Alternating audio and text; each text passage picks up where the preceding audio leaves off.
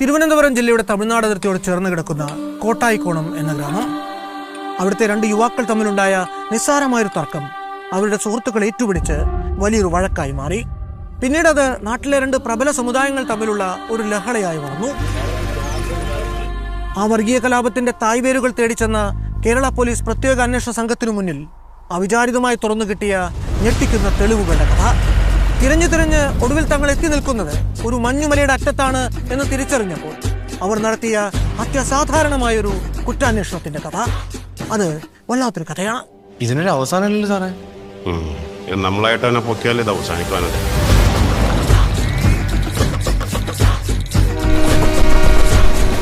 സാറേ അവർ ഇത്രയൊക്കെ ചെയ്തിട്ട് എങ്ങനെയാണ് സാറേ ഞാൻ സമാധാനം തിരിച്ചു പോകുന്നത്? സാറേ നമ്മൾ വിചാരിച്ചത്ര ബ്രില്യൻ്റ് അല്ലെന്നാണ് തോന്നുന്നത്.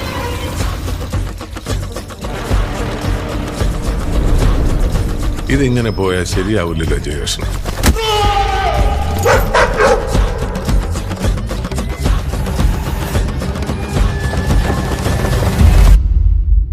ഏറ്റവും കൂടുതൽ സുഖം കിട്ടുന്നത് എന്തിനെ കൊല്ലുമ്പോഴെന്നറിയോ?